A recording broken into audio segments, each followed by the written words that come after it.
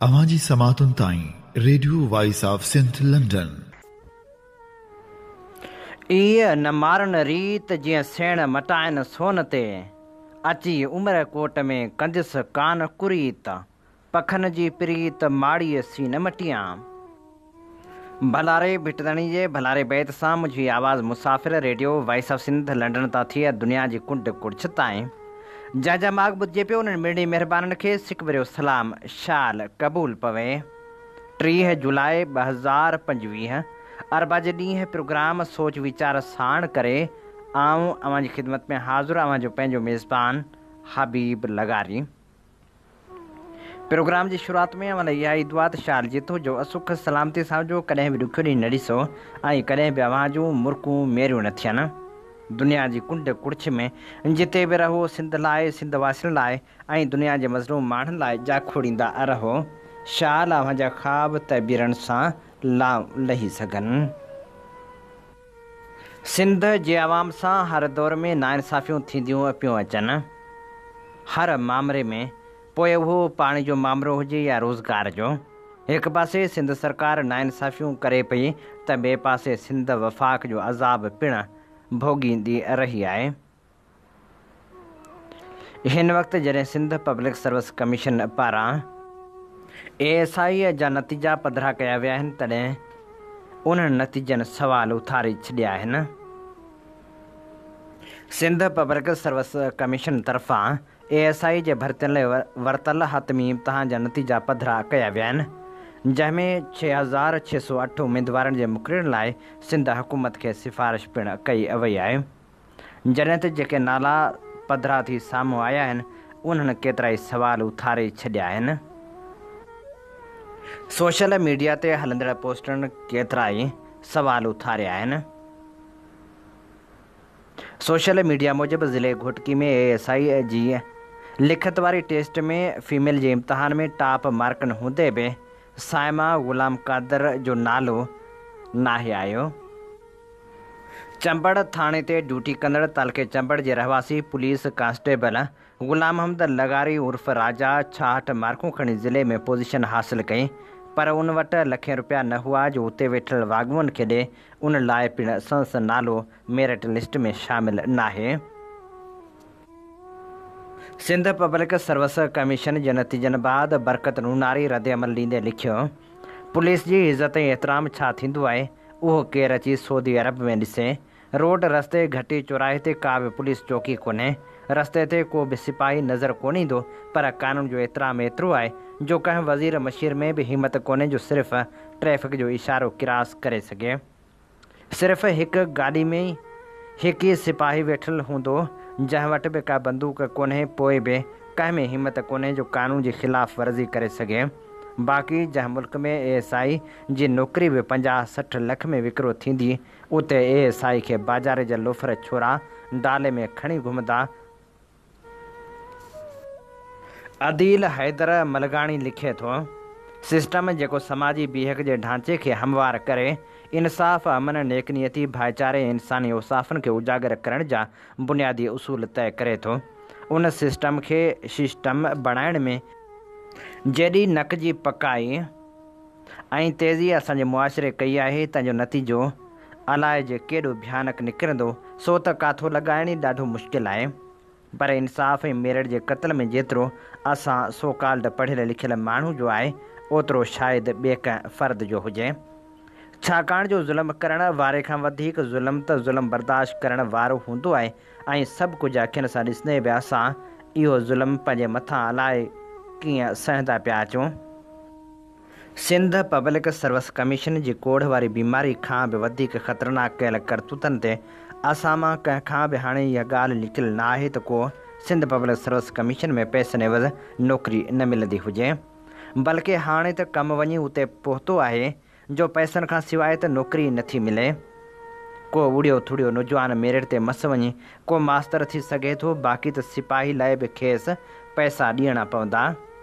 एॾी बददियांती थिए पई, अखियुनि ॾिठी एॾो ज़ुल्म थिए पियो, पर असां पढ़ियल लिखियल समाज सुधारक डॉक्टर इंजीनियर CS ऑफिसर वॾा लेखक सकाफ़त ॿोली जा मुआफ़िज़ ऐं अदीब ॾांहुं बजाए जो पंहिंजो बुनियादी फ़र्ज़ु निभाईंदे हक़ जी ॻाल्हि कयूं। ज़ुल्म जे मुंहं में अखियूं विझी खेसि घरोड़े बुझो ॾियूं ऐं पंहिंजे नौजवाननि सां बांह ॿेड़ी थी संदन हक़नि जी सिफ़ारिश ऐं पैसनि एवज़ थींदड़ क़त्ल खे रोकियूं ऐं पंहिंजे नक्शे क़दम ते ईंदड़ नस्ल खे ॿुधायूं त पढ़णु छो ज़रूरी आहे। पढ़ण दौरान हासिल कयल शऊर जे ॾीए जेतिरी निंढड़ी लाट ज़ुल्म जे पकनि इमारतनि खे किराए पट करे कीन निस्तो नाबूद करे छॾे थी। पर ख़बर न आहे छो असां सभु ख़ामोश आहियूं एतिरे ताईं त वरी अखियूं बूटे बर्दाश्त करे सघिजे थो। पर जॾहिं हर पढ़ियो लिखियो माण्हू कंहिं ग़रीब मिसकिन खे महिनत कंदे ॾिसी मथां ठठोलियूं करे इहो चए थो त अबा सिस्टम अहिड़ो थो हले, अॼुकल्ह तूं बि पैसा ॾे, ज़मीन खपाए, बकरियूं विकिरो कर, ज़ाइफ़नि जा ज़ेवर गिरवी रख, नौकिरी वठ, हरू भरू पंहिंजी उमिरि पियो वञाए। असां सभिनी खे ख़बर आहे त सिंध पब्लिक सर्विस कमीशन सभिनी प्रोजेक्टनि में बददियानती ऐं करप्शन कई आहे। थोरड़नि ई महिनती नौजवाननि खे मेरिट ते नौकिरी ॾिनी अथनि, पर उहो बि माज़ी जो दास्तान ई रहिजी वियो आहे। वेझड़ाई में त ख़ासि करे साल 2025 में जेके बि हुननि नतीजा कढिया आहिनि उन्हनि सभिनी में हर शोबे में तक़रीबन अध खां मथे ॼट मलूकी भर्ती कया अथनि। हाणे जे उहे मास्तर थिया तॾहिं बि ईंदड़ सदियुनि ताईं क़ौमनि जो नुक़सानु। जेकॾहिं पुलिस में भर्ती थिया तॾहिं बि चोरनि जा साथारी, वॾेरनि जा बूट चाटू, पुछ लटकाऊ। तंहिं करे कमीशन जी साख ते ॻाल्हाइण बजाए ऐं महिनत कश नौजवाननि जे सथ मां हथ मथे करे बुझो ॾियणु चाहियां थो उन्हनि पढ़ियल लिखियल फ़र्दनि खे जिन अहिड़ो निज़ाम हथ वठी मज़बूत कयो आहे। छाकाणि त कमीशन त ॿिनि चइनि कमरनि ते मुश्तमिल हिकु बिल्डिंग आहे। उनखे हलाइण वारा के हारी नारी ॿिन्हिनि में कमु कंदड़ मज़दूर न बल्कि वॾा इम्तिहान पास करे आयल पढ़ियल माण्हू आहिनि। असांजे अणपढ़ियल वॾनि वटि ख़बर नाहे कहिड़ी अक़ल जी मिरास हुई जो उन्हनि जो चयो हिकु हिकु लफ़्ज़ सच थींदे नज़र पियो अचे। संदन समूरनि नसीहतनि सुमेत इहा चवणी सच थींदे था ॾिसूं था अबा असांखे घणो नुक़सानु त पढ़ियल लिखियल माण्हुनि ॾिनो आहे। हाणे हिन ॻाल्हि ते उहे दाना माण्हू एतिराज़ु कंदा, पर आउं सम्झां थो जेके हिन हक़ीक़त खे हीअं सां हिंडा आहिनि उहे ई त शऊर सां शर्सार इल्म वारा पढ़िया लिखिया चइबा। एॾो सारो अंधेर पियो थिए, उन सां ज़ुल्म में बरबरियत वधे पई, पर असां सभु बसि तमाशाई बणियल आहियूं। सखर डिवीज़न में पिणु पैसा ॾेई ASI बणिजंदड़ नौजवाननि जी फ़हिरिस्त ते ॻणती जो इज़हार कयो वियो।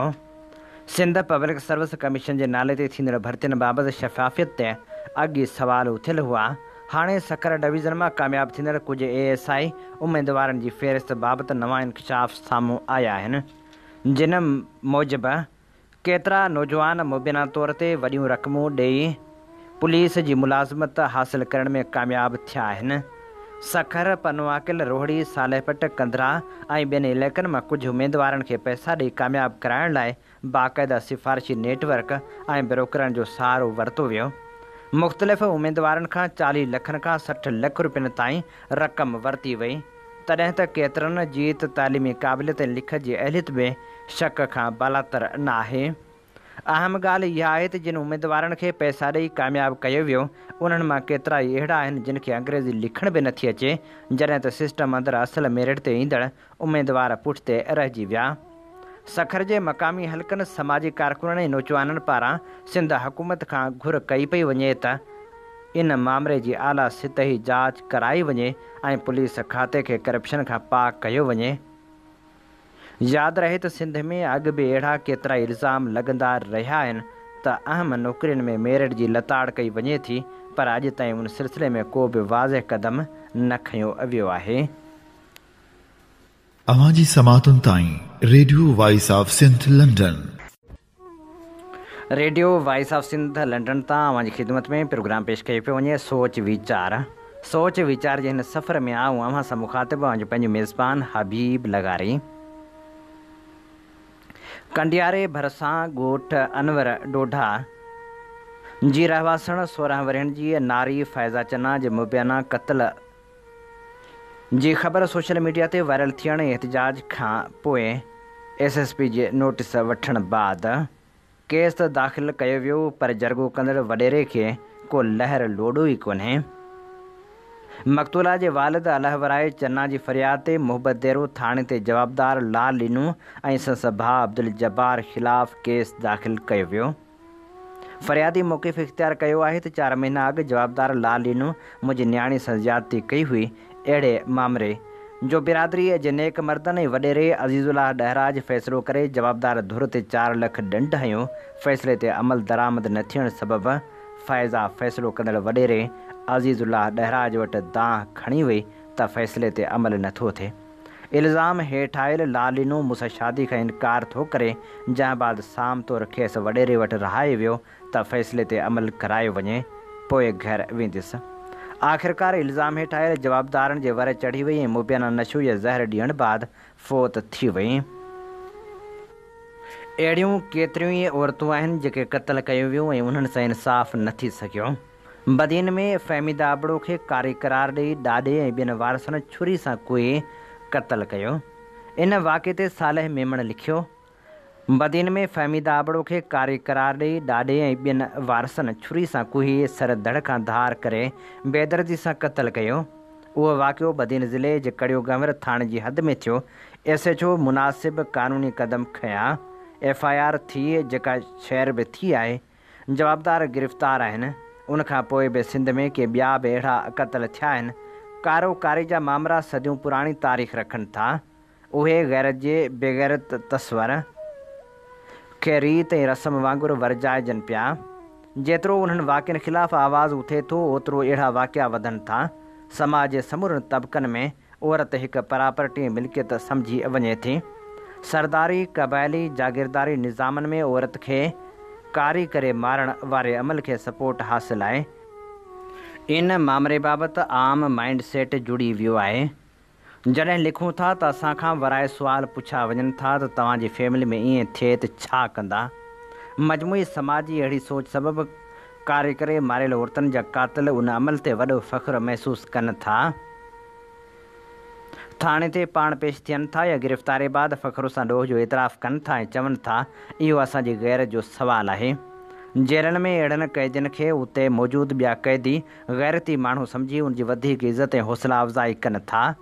अहिड़नि क़त्ल केसनि में हाणे 302 खां अलावा 311 सेक्शन बि लॻायो वञे थो। पर अहिड़ा क़त्ल केस अॻिते हली वारसनि जे ठही वञण सां ख़तमु थी वञनि था। अहिड़े क़िस्म जे क़त्लनि बाबति सज़ा जे क़ानून में अहिड़ी वाज़ह तरमीम थियणु खपे जो अहिड़नि क़त्ल केसनि जो ट्रायल मॉडल ट्रायल कोर्टुनि में रोज़ जे बुनियाद ते हले ऐं घटि में घटि वक़्त में अहिड़नि केसनि खे उकलायो वञे ऐं उहे कंपाउंडेबल न हुजनि। रियासत फ़रियादी हुजे ऐं रियासत कंहिं क़ातिल खे अहिड़ो खून माफ़ करण जो वारसनि खे हक़ न ॾिए। सज़ा बि फाही जी हुजे। औरतुनि खे कारी करे मारींदड़ क़त्ल केसनि में उन्हनि औरतुनि जे क़त्लनि जा के फ़रियादी बि नथा बीहनि, के मज़बूत शाहिद बि नथा थी बीहनि। वॾे अफ़सोस जो मक़ाम आहे हिननि मामलनि में सिंध सुवाई ऑर्गेनाइज़ेशन जी अदी आयशा धारेजो जी अॻुवाणी में भरपूर किरदारु अदा करे रही आहे। औरतुनि सां ज़ुल्मनि ऐं ख़ासि तौर ते कारोकारी जे वाक़िअनि ते हर उन ज़िले जे SSP सां राबितो कयो वञे थो जंहिं ज़िले में अहिड़ो वाक़ियो पेश अचे थो। इहो बहितरीनु ऐं असराइतो रद्द अमल आहे। वरी बि कोत आहे जेको हिननि मामलनि ते नज़र रखे थो। अवांजी समातुनि ताईं radio voice of Sindh London. हीअं ॿुधी रहिया आहियो radio voice of Sindh London. अवांजी ख़िदमत में प्रोग्राम पेश कयो पियो वञे सोच वीचार जे हिन सफ़र में आऊं अव्हां सां मुखातिब जो पंहिंजो मेज़बान हबीब लगारी। हिकु वधीक न्याणी खे माहरंग समीदीन बलोच न बणायो जे उनवान हेठि पंहिंजे तजिज़िये में हामिद मीर लिखे थो। उहो जुमे जो ॾींहुं हो। 2 ॾींहंनि जे मींहं खां पोइ गर्मी ऐं ॿूसड़ सबबि हालति ख़राबु हुई। मूंखे समीदीन बलोच जो पैगाम मिलियो त अॼु माहरंग बलोच ऐं संदसि साथियुनि जी आज़ादी लाइ नेशनल प्रेस क्लब इस्लामाबाद जे ॿाहिरां 2 पहरनि जो हिकु एहतजाज कयो वेंदो। इस्लामाबाद में बेटकतीअ दौर जी यादि ॾियारींदड़ कलम 144 लागू आहे। उनखां अलावा हिकु क़ानून ठाहियो वियो आहे त इंतिज़ामिया खां लिखत में इजाज़त हासिलु करण खां सवाइ को बि जलसो जलूस कढियो वेंदो त उनखे गिरफ़्तार कयो वेंदो ऐं ढिघे अरसे लाइ जेल मोकिलियो वेंदो। उहो क़ानून लागू थियण खां पोइ अॻूणो सेनेटर मुश्ताक अहमद ख़ान फ़लस्तीन जो झंडो खणी रोड ते आयो त खेसि गिरफ़्तार कयो वियो। ताहिरा अब्दुल्ला खे उन वक़्तु गिरफ़्तार कयो वियो जॾहिं हूअ इसराइल ख़िलाफ़ु एहतजाज करण लाइ रोड ते आई। मूंखे ख़बर न हुई त समीउद्दीन बलोच जंहिं मुज़ाहिरे जो इतलाउ ॾिनो आहे उनजे लाइ का तहरीरी इजाज़त हासिल कई वई हुई या न, पर मां जुमे जी निमाज़ खां पोइ नेशनल प्रेस क्लब जे ॿाहिरां पहुतुसि। मूंखे उते कुझु पोढ़ियूं औरतूं ऐं नंढियूं छोकिरियूं नज़र आयूं जेके हथनि में गुम थियल माण्हुनि जूं तस्वीरूं खणी बीठल हुयूं। मां 2006 खां उहे मंज़र ॾिसी रहियो आहियां जॾहिं आमना मसूद जंजुआ पार्लियामेंट हाउस इस्लामाबाद जे गेट ते पंहिंजे मुड़ुसु मसूद जंजुआ जी तस्वीर खणी ईंदी हुई। उन वक़्तु इमरान ख़ान क़ौमी असेंबली में PTI जो वाहिद MNA हो। हिकु ॾींहुं हू आमना मसूद जंजुआ खे पार्लियामेंट हाउस अंदरि वठी वियो ऐं क़ौमी असेंबली में तक़रीर कंदे चयो त जबरी गुमशुदगियूं वधी रहियूं आहिनि, जंहिंसां मुल्क में आइन ऐं कानून कमज़ोर थी रहियो आहे। 20 साल गुज़री विया आहिनि, आमना मसूद जंजुआ जो मुड़ुसु वापसि न आयो आहे। 20 सालनि खां पोइ कुझु बलोच औरतूं ॿीहर इस्लामाबाद में पंहिंजनि प्यारनि जूं तस्वीरूं खणी रियासत खां इंसाफ़ जो मुतालबो करे रहियूं आहिनि। उन्हनि औरतुनि ॿारनि रोड ते एहतिजाज करण बदिरां प्रेस क्लब जे साम्हूं हिकु ख़ाली जाइ ते वेही एहतिजाज करण जी कोशिशि कई त जीअं पुलिस इहो न चए त उहे अमन ख़राबु करे रहियूं आहिनि। उहे औरतूं ख़ाली जाइ ते वेही त रहियूं, पर उन्हनि खे ख़ीमा लॻाइण जी इजाज़त न ॾिनी वई। ईमान मज़ारी एडवोकेट पुलिस ऑफिसरनि खे दरख़्वास्त कई त गर्मी ऐं घुट बुसट आहे, महिरबानी करे उन्हनि औरतुनि खे छांव जो इंतज़ामु करण जी इजाज़त ॾियो, पर पुलिस ऑफिसरनि चयो त उहे मजबूर आहिनि। मूंखे उते हिकु न्याणी नज़र आई जेका जहाज़ेब मोहम्मद हसनी जी तस्वीर झले बीठी हुई। डिसंबर 2023 में महारंग बलोच काफ़ी औरतुनि ऐं ॿारनि जे काफ़िले सां इस्लामाबाद आई त उन जे काफ़िले ते लाठी चार्ज थी ऐं पोइ काफ़िले में शामिल औरतुनि ऐं ॿारनि खे गिरफ़्तार कयो वियो। उन्हनि में हिकु पोढ़ी औरत गुल सीमा बि शामिल हुई जेका जहाज़ेब मोहम्मद हसनीअ जी तस्वीर खणी बीठी हुई। गुल सीमा मूंखे ॿुधायो त संदसि पुटु जहाज़ेब मोहम्मद हसनी दर्ज़ी जो कमु कंदो हो। 3 मई 2016 ते हू घर में हो त संदसि माउ जे साम्हूं हुन जे पुट खे गिरफ़्तार कयो वियो ऐं मूंखे ॿुधायो वियो त हुनखे 1 कलाक खां पोइ आज़ादु कयो वेंदो। पोइ पुटु कॾहिं बि वापसि न आयो। उहा माउ मूंखे चवंदी हुई त मुंहिंजे पुट को ॾोह कयो आहे त उनखे अदालत में पेश करे सज़ा ॾियारियो। मूं वटि हुनजे ॾुख जो कोई इलाजु न आहे। अॼु उहा माउ मूंखे नज़र न पई अचे, पर संदसि पुट जी तस्वीर हिकु निढड़ी छोकिरी जे हथनि में ॾिसी मूंखे तजसुस थियो त हीअ ॿारड़ी केरु आहे। मां उन ॿारड़ी वटि वियसि ऐं पुछियो त धीउ तूं केरु आहीं। हुन चयो त मां सीरत आहियां, जहाज़ेब मोहम्मद हसनी जी धीउ आहियां। उहो ॿुधी मूंखे महसूसु थियो त मां 2009 में वापसि हलियो वियो आहियां। 16 साल अॻु उन हंधि प्रेस क्लब जे ॿाहिरां मूं डॉक्टर दीन बलोच जी धीउ समी दीन बलोच ऐं संदसि भेण महल बि पंहिंजे पीउ जे तस्वीर हथनि में खयल मिलियूं हुयूं। उन वक़्तु हू बि हिकु निढड़ी छोकिरी हुई। मां जॾहिं जहाज़ेब मोहम्मद हसनी जी धीउ सां अखियूं न पिए मिलाए सघियसि, हुन कुझु परे वेठल हिकु औरत ॾांहुं इशारो कंदे चयो त जॾहिं अबू खे खणी विया हुआ तॾहिं मां पंहिंजी माउ जी पेट में हुयसि। हाणे मां 9 सालनि जी आहियां। मां 5 क्लास में पढ़ंदी आहियां। मां कॾहिं बि पंहिंजे पीउ सां न मिली आहियां। मुंहिंजे दिलि मां दुआ निकिती त अलाह ॿारड़ी खे संदसि पीउ सां मिलाए।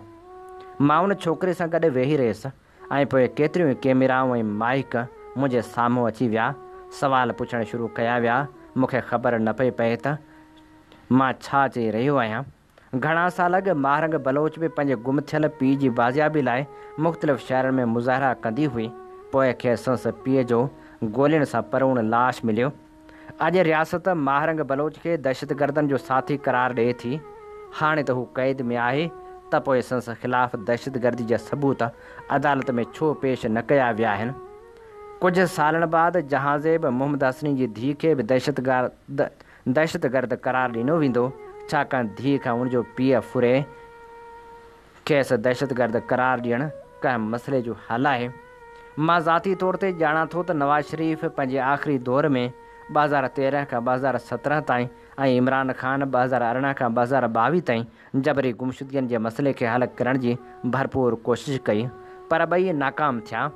मां जॾहिं बि कंहिं धीउ खां संदसि पीउ खसचण जी पॉलिसी ते तनक़ीद कंदो आहियां त मूंखे दहशतगर्दनि जो साथी करार ॾिनो वेंदो आहे। जॾहिं मूं जहाज़ेब मोहम्मद हसनी जी 9 सालनि जी धीउ जे मथे ते हथु रखियो ऐं उन लाइ इंसाफ़ जो मुतालबो कयो, तॾहिं खां सोशल मीडिया ते इल्ज़ाम जो हिकु तूफ़ान बर्पा कयो वियो आहे। कुझु मूंखे हिंदुस्तानी एजेंट त वरी कंहिं अजमल कसाब जो साथी करार ॾिनो। कंहिं चयो त हीउ मलिक रियाज़ खां पैसा ऐं प्लाट वठण वारो आहे, त कंहिं चयो त उहो अमेरिकी एजेंट आहे। हिकु सीनियर सहाफ़ी वॾे तहद करे छॾी। हुन चयो त हू उसामा बिन लादन सां कूड़ो इंटरव्यू कंदड़ आहे। मां केतिरनि ई सालनि खां मुख़्तलिफ़ क़िस्म जे इल्ज़ामनि खे मुंहुं ॾेई रहियो आहियां।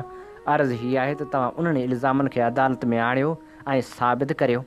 अॼु जे अदालतनि में इल्ज़ाम साबित करण जो चैलेंज ॾियणु ख़तरे खां ख़ाली न आहे, पर कुझु त करियो। आख़िर में वज़ीर अज़म शहबाज शरीफ़ खे गुज़ारिश करियां थो त जहाज़ेब मोहम्मद हसनी जी 9 सालनि जी धीअ सीरत खे सिर्फ़ु इहो ॿुधायो त संदसि पीउ किथे आहे। हिक ॿी न्याणी खे महारंग बलोच ऐं समीदीन बलोच न बणायो।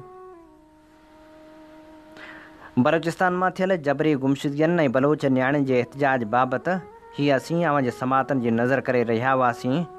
हामिद मीर जो तजियो। अवां जी समातुनि ताईं radio voice of Sindh London. नाम्यारे लेखक नसीर मेमण लिखियो, शहरनि में सकाफ़त जे पुठियां मईशत हूंदी आहे। जंहिं वटि शहरनि जी मईशत हूंदी उन जी सकाफ़ती जटाव कंदी। कराची में केतिरनि गाॾियुनि ते अजरक जी नंबर प्लेट लॻल आहे। उनखां वधीक अहम इहो आहे त उन्हनि गाॾियुनि ज़ाती या कारोबारी मां केतिरियूं अव्हां जूं आहिनि जिन जो शहरी मईशत में को वाहिपो हुजे। जेकॾहिं असां वटि ज़ाती ऐं कमर्शियल गाॾियुनि जी घणाई हुजे त सरकार अजरक जी नंबर प्लेट लॻाए या न, असां उन्हनि गाॾियुनि ते अजरक जा झंडा हणी बि सकाफ़त जो निमाव या बचाव करे सघूं था। शहरनि में सकाफ़त जे बचाव ऐं ओसर लाइ ज़रूरी आहे त असां रुॻो शहरनि जे ऑफ़िसनि में न पर बाज़ारनि ऐं कारखाननि में बि हुजूं।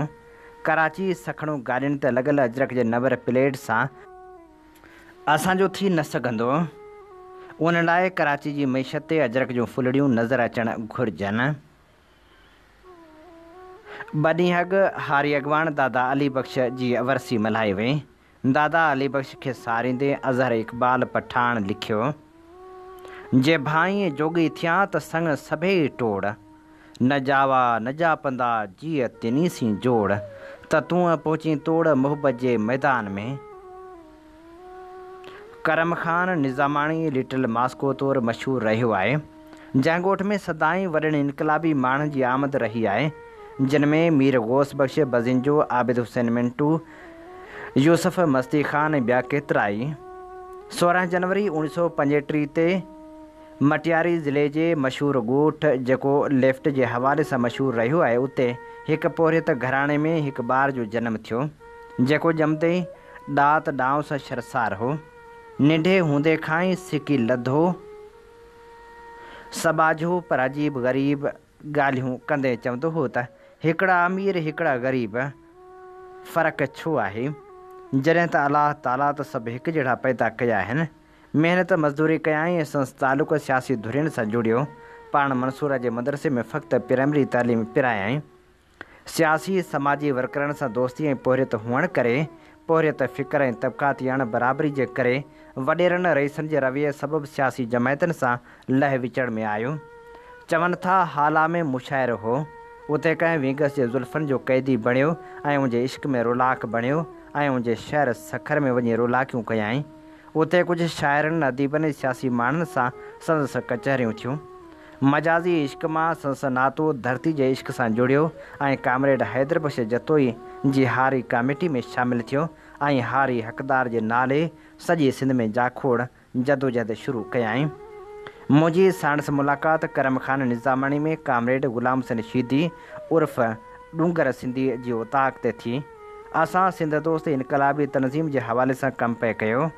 दादा अली बख़्श हिकु इंसाइक्लोपीडिया हो, हलंदड़ फिरंदड़ तारीख़ हो, जंहिं सॼी सिंध में पहिरें पंध सफ़र कयो। तबक़ाती समाज खे डाहिण लाइ राति ॾींहुं सफ़र कयाईं।